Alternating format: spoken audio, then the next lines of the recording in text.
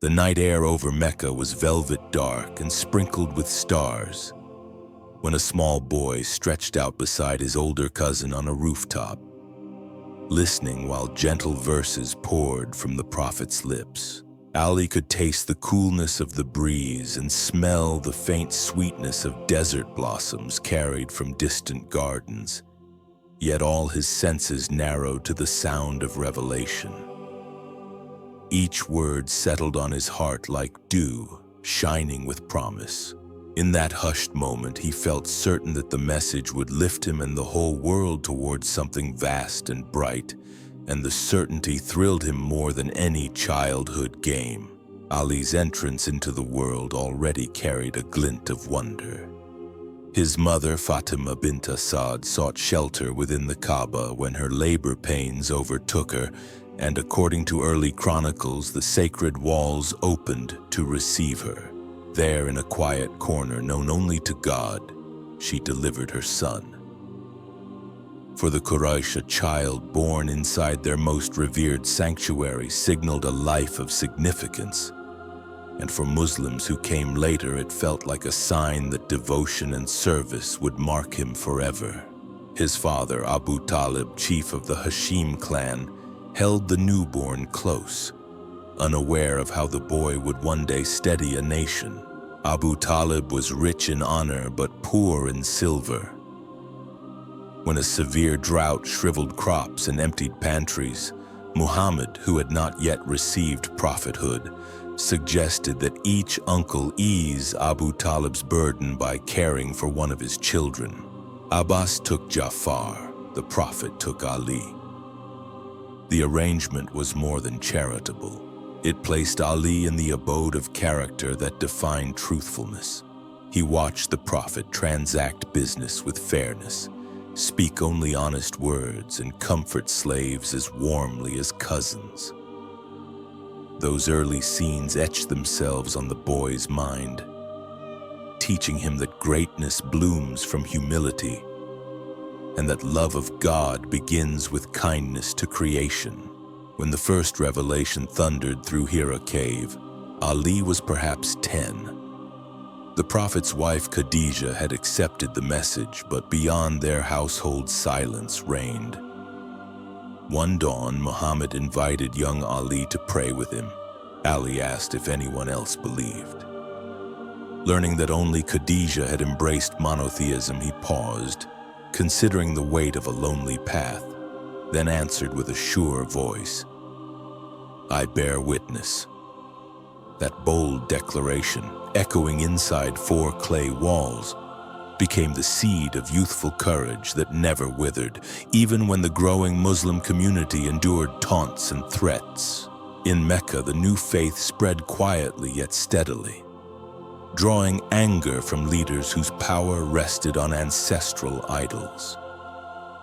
The Quraysh mocked Ali for abandoning the gods of his fathers, but he met their laughter with calm resolve. On the Prophet's invitation, he stood before family elders, offering himself as Muhammad's helper. Others scoffed, calling him a skinny boy, yet the Prophet placed a hand on Ali's shoulder and thanked God for a heart stronger than muscles. Stories of that gathering survived because the boy's simple words cut through pride. "I will never turn back from what is right." Years of pressure hardened into open persecution. Believers were whipped in marketplaces, starved in social boycotts, and branded traitors.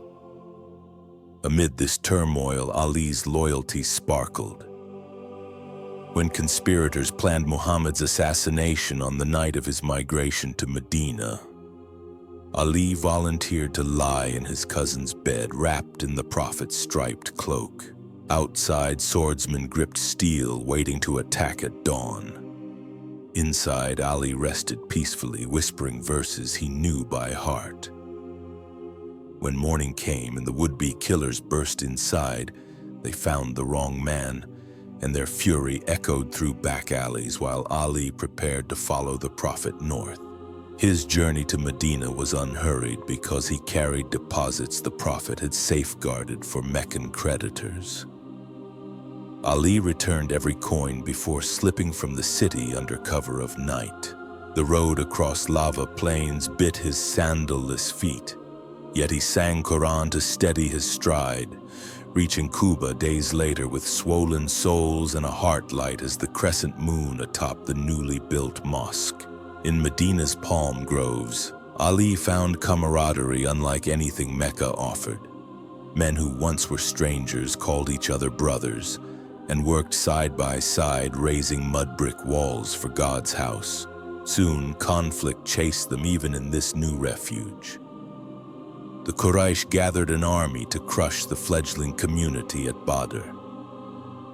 The night before battle, Ali sharpened his sword and whispered prayers, recalling the rooftop stars of his childhood. At dawn, he stepped onto the sandy arena to duel Walid ibn Utbah. Steel clanged, spears flashed, and dust curled skyward. Moments later, Walid lay motionless while Ali stood steady, his chest heaving, his faith unshaken. That first victory sent a tremor through enemy ranks and lifted Muslim morale higher than the date-laden palms surrounding the battlefield. Uhud tested the Muslims more bitterly. At first, success seemed certain, but archers abandoned their post to gather spoils, and Quraysh cavalry swept behind the hill. Chaos exploded. Amid the whirl of arrows and screams, Ali formed a living shield around Muhammad, parrying strike after strike. He received 16 wounds, yet never yielded a single step. When rumors claimed the Prophet had fallen, his voice cut through confusion, calling men back to unity. That day ended with painful losses, but also with stories of Ali's valor that would travel farther than arrows could fly. The year of the trench brought a siege that froze Medina under cold winds. Quraysh and allied tribes camped for weeks, separated from the city by a ditch too wide for horses. The veteran warrior Amr ibn Abd Wud leapt across and bellowed for single combat. Fear tightened throats, yet Ali advanced, eyes calm. Their duel resounded like thunder, and when dust settled, Amr lay slain. The Prophet embraced Ali, declaring, "His strike today outweighs the worship of all jinn and humankind." Warriors repeated the phrase in tents that evening, letting courage replace hunger. Khaybar's fortress loomed next, strong walls gleaming in desert sun. Early assault stalled until the Prophet handed the banner to Ali despite his eye infection. Ali rubbed his lids with the Prophet's saliva, vision clearing instantly, then advanced. In fierce hand-to-hand fighting, he wrenched Khaybar's iron gate from its hinges and used it as a shield. An image so dramatic that poets compared him to stories of ancient heroes. When the fortress fell, Medina's granary swelled, and its people remembered that hunger can yield to bravery guided by faith. Amid battles, life in Ali's small home unfolded with gentle routine. He married Fatima in a ceremony the Prophet himself blessed. Their dowry was simple: a shield, a leather pillow, a water skin. Yet love made their one-room house luminous. After long days of toil, Ali fetched water until rope burns ringed his shoulders, while Fatima ground barley until her palms blistered. At night, they whispered prayers over sleeping Hassan and Hussein, finding in each other's steady presence a peace deeper than wealth. Neighbors spoke of the couple's laughter, soft and frequent despite hardship, and travelers carried tales of their hospitality far across Arabia. When revelation paused between verses, Muhammad relied on Ali to record the next line precisely. His memory gripped the Quran like a trunk holds earth. He knew when a verse abrogated another and why a passage descended. During the Treaty of Hudaybiyah, the Prophet dictated terms, but a Meccan delegate objected to the phrase "messenger of God." At Muhammad's request, Ali crossed out those disputed words, though pain flickered across his face. Such surrender in form to preserve substance revealed the flexibility of a mind anchored in principle, not pride. The Prophet's final pilgrimage capped a mission of 23 years. On the journey home, he gathered thousands at Ghadir Qum, spoke of trust, and raised Ali's hand in witness. Chroniclers record multiple meanings for that gesture, but all agree on its warmth. The leader honoring a companion whose service never wavered. Weeks later, fever confined Muhammad to bed. Ali washed the Prophet's brow, guided him to prayer, and held his head when the last breath slipped free. Grief flooded Medina, yet even before tears dried, community elders convened to safeguard unity. At Saqifa, many pledged allegiance to Abu Bakr. Ali was occupied with the Prophet's burial, washing the body from head to toe with reverent hands.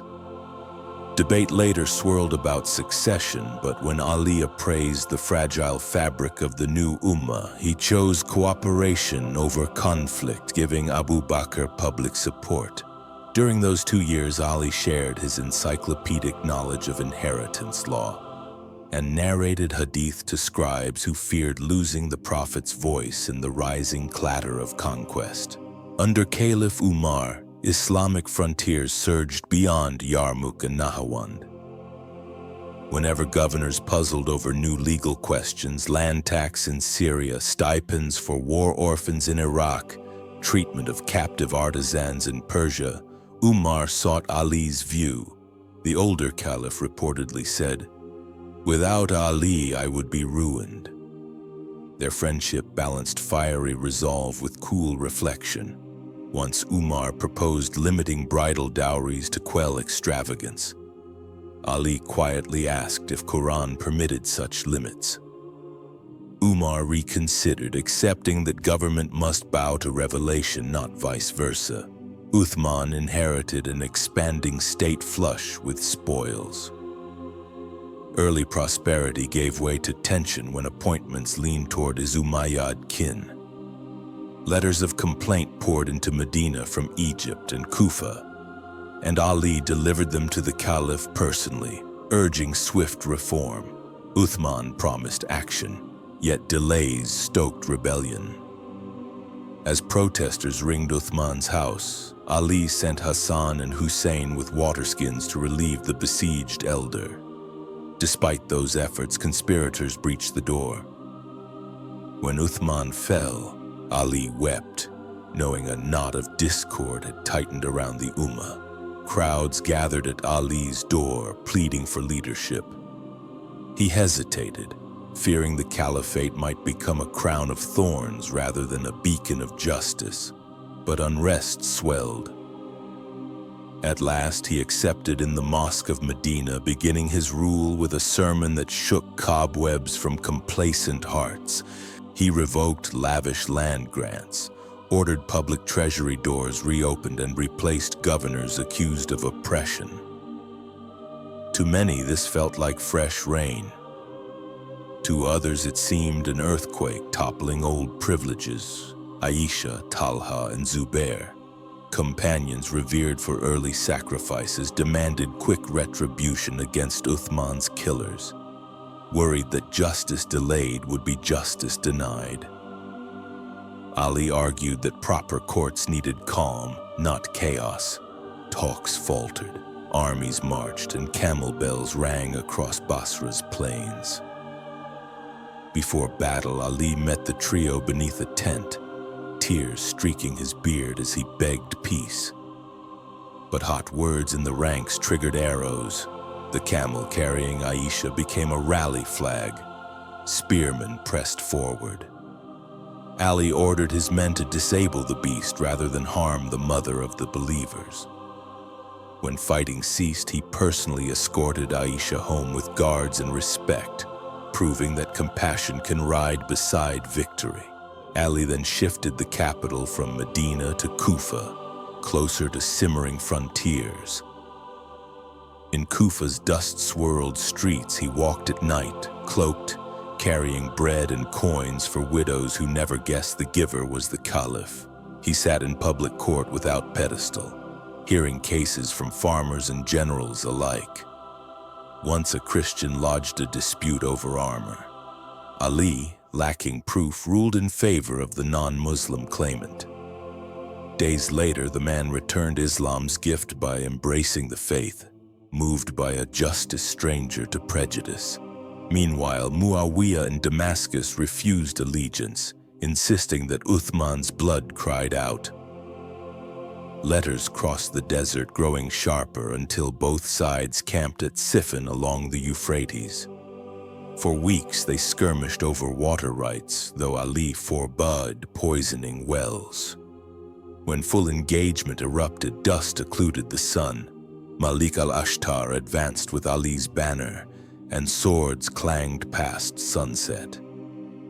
Sensing defeat, Muawiyah ordered Quran pages lifted on spear points, appealing to the very revelation both camps revered.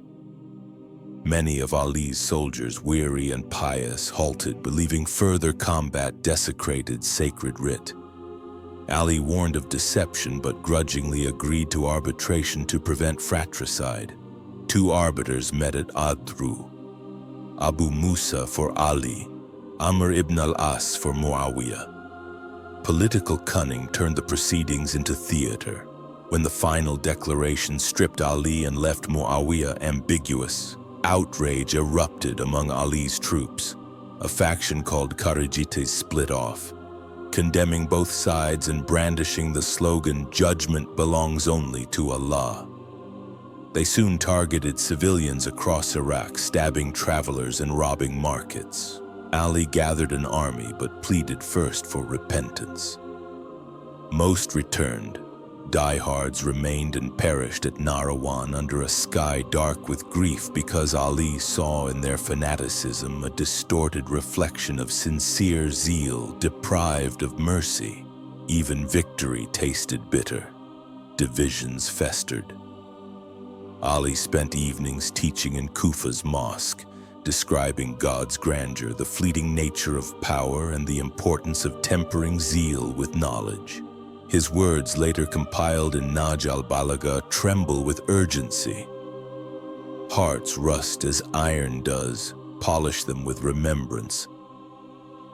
He warned judges against bribery, reminding them that a single tear from the oppressed will drown oppressors on Judgment Day. Listeners felt lines carve grooves in conscience deeper than tribal loyalty, yet shadows lengthened. 3 Kharijites plotted to kill Ali, Muawiyah, and the Egyptian governor in one coordinated strike. Only Ibn Muljam succeeded. On the dawn of 19 Ramadan 40 AH, Ali entered the mosque, voice reciting verses. The assassin's sword, laced with poison, slashed his forehead. Blood flowed onto clay floor and the congregation froze. Ali whispered, "Fuztu wa Rabbil Kaaba, I have succeeded by the Lord of the Kaaba." Seeing martyrdom as reunion with the friend, carried home, he instructed his family, "Sayyid my prisoner well, do not torture him." He drafted a will urging fairness to minorities, kindness to women, regular prayer, and respect for neighbors. 2 nights later, he returned to God, and angelic words once recited to him returned as welcome. News shattered hearts across 3 continents. In Damascus, Muawiyah reportedly sighed that the East would not see Ali's equal. In Kufa, orphans wept, recalling the masked benefactor whose grain sacks would no longer arrive. Scholars preserved his sermons. Jurists mined his judgments. Mystics traced roadmaps of the soul from his supplications. Sufi orders later called him Pole of Poles, linking their chains of guidance back to his luminous heart. Through the centuries, poets compared him to mountains, unyielding to storms, yet nurturing springs at their base. Historians noted he ruled barely 5 years, but influenced thought more than rulers who sat on thrones for decades. Sunni collections quote over 500 hadith from him. Shia traditions see him as Imam par excellence. In all corners of the Muslim world, Friday preachers recite his saying, "People are of two kinds, your brothers in faith or your equals in humanity." The line adorns courthouses from Kuala Lumpur to Kigali, reminding judges that justice must be blind to lineage and creed. Imagine him now, were he to walk our streets, patching begging bowls with steady fingers, urging engineers to weigh bridges with honesty, advising statesmen to treat public wealth like borrowed trust, telling social media users that slander is a sharper sword than any forged in Khorasan. His legacy, polished by time, still glints whenever someone forgives an enemy, shares night bread with the destitute, or lifts a pen against corruption. The final scene frames an aging leader who spent his last coins on charity, his last breath on counsel, and his last glance on children he loved beyond words. It frames a warrior who battled giants yet never struck the defenseless, a scholar who could lecture on cosmology yet paused to mend his own sandal, a father who carried his daughter's lantern through muddy alleys so she could visit neighbors safely. It frames a man who proved that strength without tenderness is mere noise, and that knowledge without action is dust. As our journey closes, the sun of narration dips below the horizon, but its afterglow lingers, painting sky and conscience alike. Ali's life whispers to every generation, rise when truth calls, kneel when hearts ache, think deeply, give freely, fear none but God. Let the whisper become a chorus in our daily choices until someday, perhaps, someone will recount our stories and hear an echo of that distant rooftop where a boy listened to verses and felt his spirit soar toward the stars.